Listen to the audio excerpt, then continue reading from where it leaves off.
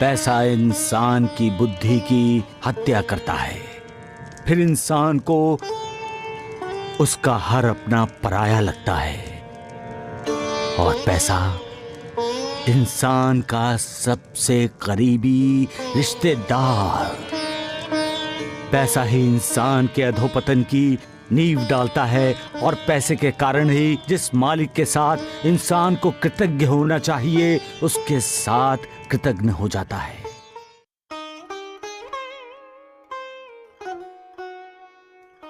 नमस्कार, प्रणाम, ओम साईराम।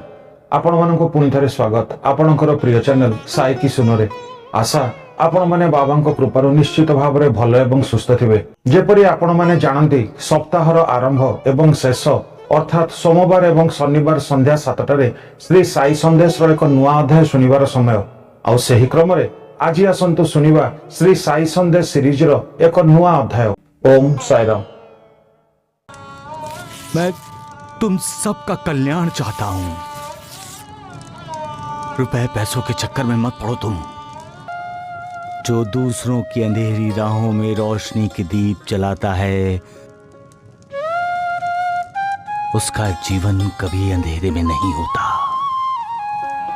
क्योंकि स्वयं मालिक उसके जीवन में समृद्धि की रोशनी फैलाने वाले दीप जलाता है।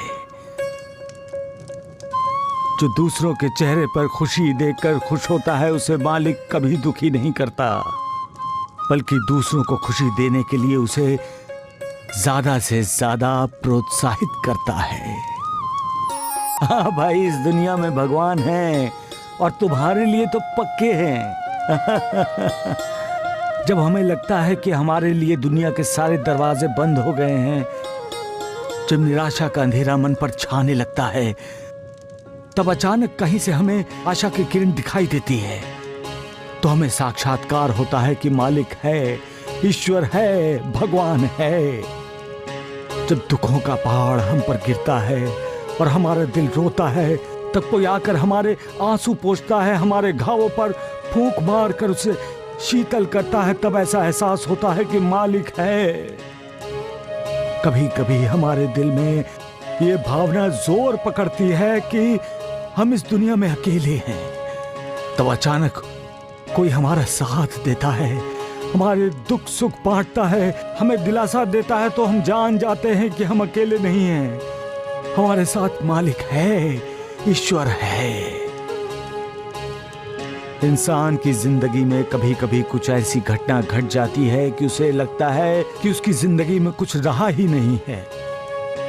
ऐसे समय ज्ञानी, विद्वान, संत, महंत कहते हैं जिंदगी में राम नहीं है।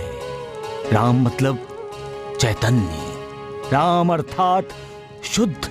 राम का अर्थ ही है सत्य और सत्य आचरण। राम का मतलब यह है मालिक, भगवान, ईश्वर।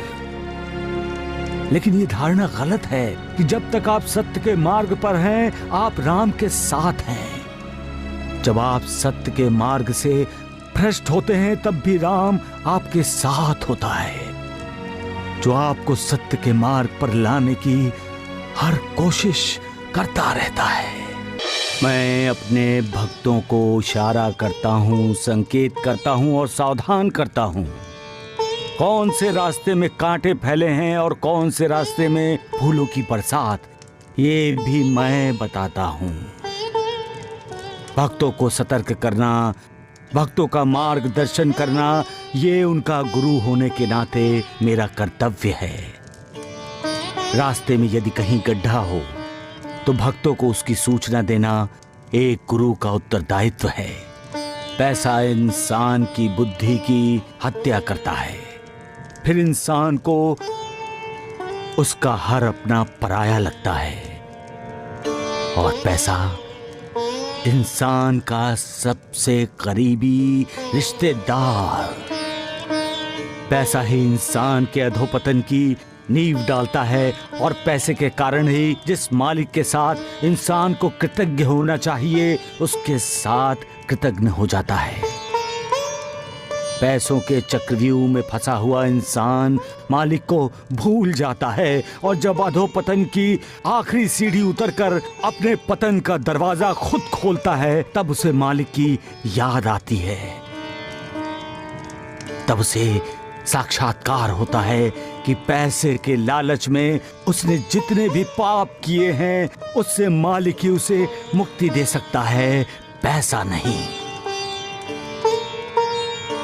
धन तो जीने का एक साधन मात्र है और मालिक का स्मरण जन्म जन्मांतर के चक्र से मुक्ति देने वाला सबसे बड़ा धन।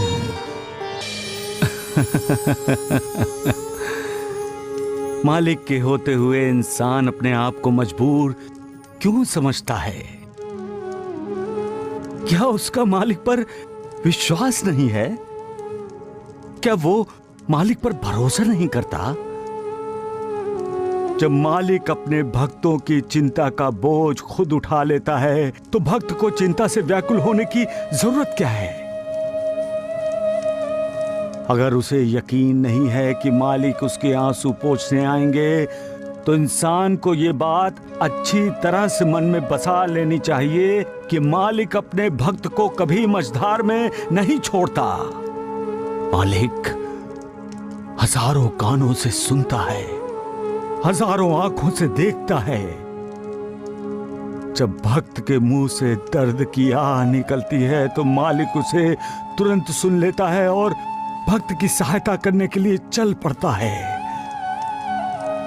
जब इतना बड़ा सहारा है, तो इंसान अपने आप को अकेला क्यों समझता है? क्यों निराश होता है? उसे कभी नहीं भूलना चाहिए कि मालिक भक्तों के साथ होता है, भक्तों का साथ देता है, भक्तों के सुख दुख को अपना सुख दुख मानता है। जब मालिक साथ है तो इंसान मजबूर क्यों? सद्गुरु की प्रेरणा क्या है? सद्गुरु की प्रेरणा वो मार्गदर्शन है जिस पर चलकर शिष्य अपनी परेशानियों से मुक्त होता है।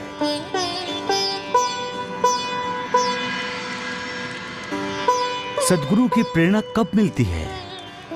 सद्गुरु की प्रेरणा तब मिलती है जब भक्त अपने आप को अपने गुरु को समर्पित कर गुरु की छत्र छाया में गुरुमय हो जाता है।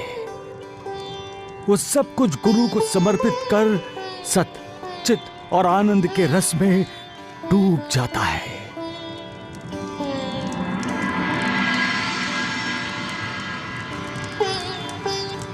जब वो डूबता है, तब उसे मार्गदर्शन मिलता है।